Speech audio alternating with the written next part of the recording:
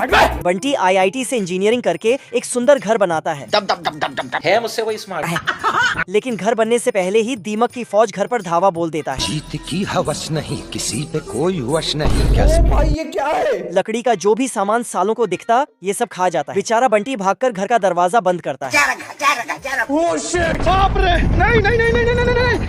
बड़ी मुश्किल से ये इन्हें लोहे के डब्बे में बंद करके घर के बाहर छोड़ आता है। ये बाबूराव का स्टाइल है। लेकिन साला दीमक बहुत एडवांस निकलता है। आजा। डब्बे से बाहर आकर इसके घर की पूरी बाउंड्री 2 सेकंड में चढ़ जाता है। अरे दादा रे! अरे खतरनाक लोग हैं। फिर ये बिन बुलाए मेहमान की तरह घर में घुसने लगता है तो बंटी इन पर रोड रोलर दौड़ा देता है। तेरी दादागिरी निकाल दूंगा मैं। लेकिन दीमक रास्ते में पड़ने वाला पुल ही खा जाता है तो ये पानी में गिर जाता है। ओहो, सरपंच जी तो चल दिए। ये भाग भाग कर आता है और घर के चारों ओर गड्ढा खोद कर पानी भर देता है। तो दीमक मजा आया। आर्मी में भर्ती होने के लिए सभी की बॉडी स्कैनिंग हो रही थी। ये क्या है? तभी खरगोश की सलमान खान वाली सॉलिड बॉडी देखकर डॉक्टर हमको सिर्फ फांसी का सजा चाहिए। फिर आई टेस्ट होने के बाद सभी टेस्ट में अच्छे नंबर से पास हो गया और साला आर्मी ऑफिसर बन गया। है मुझसे कोई स्मार्ट। बताओ। ऑफिसर ने खरगोश को बुलाकर पूछा, फौज में भर्ती होना चाहते हो? Yes sir. बाप को भेज, तेरे बस की बात नहीं। चुप कर कुत्ते। फिर बड़े ऑफिसर ने इन दोनों को पहाड़ों पर कैंपिंग के लिए भेजा। तो ऑफिसर खरगोश को ढेंचू गधा बनाकर सारा सामान थमा दिया।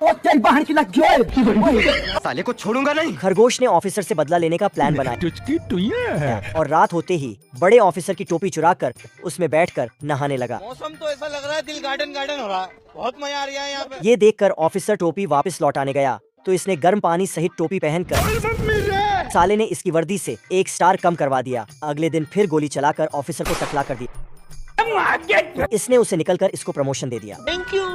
ये आदमी भयंकर टेक्नोलॉजी लगाकर दर्जन भर बच्चे अकेले पालता है। साला एक टब में निरमा घोल कर सबको अच्छे से रगड़ रगड़ कर निकालता है।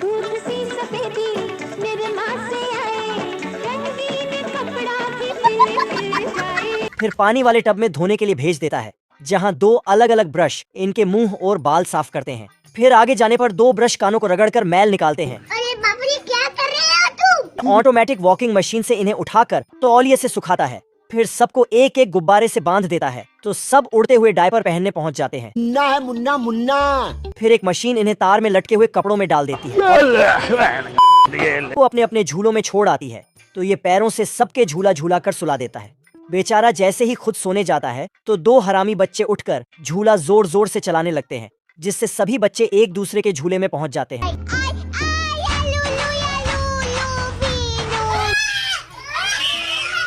ये भगवान क्या जुल्म है। पहलवान बतख लोहे की एक चैन को मुंह में चबाकर थूक कर फायरिंग करता है। छोटा बतख भी चैन को चबाकर उसकी नकल करता है। ये क्या है? देखी मेरी फौलादी बॉडी। अब बड़ा बतख लोहे की पाइप लेकर गिफ्ट रैप कर देता है तो छोटा बतख भी पाइप लेता है। गली गली तेरी लाहौर चलनी, जियो रे बाहुबली। लेकिन वह खुद ही रैप हो जाता है। फिर ये साला अपने 2.5 किलो के हाथ से पत्थर को तोड़ देता है और हथौड़ा उसे पकड़ता है और अपने 250 ग्राम के हाथ की ताकत दिखाने कहता है, जय बजरंग बली। ओम जिमाम जिमाम बिंग बिंग बो। तंग सस्ते से तार चिपक गई छाती से। लैला बड़े बतख की ताकत से इम्प्रेस होकर उसके साथ चली जाती है। फिर तुम मुझे छोड़ के मत जाना, मैं तुम्हारे बिना रह नहीं पाऊंगा बाबू। बतख दिमाग लगाता है और गुब्बारे के 5000 किलो के डंबल बनाता है। फिर डंबल उसके सामने लेकर करतब दिखाने लगता है। अब सफेद भी बतख भी जोश में आकर डंबल उठाता है। मेरा बर्तन नहीं हो गया? बर्तन और दूध होगा।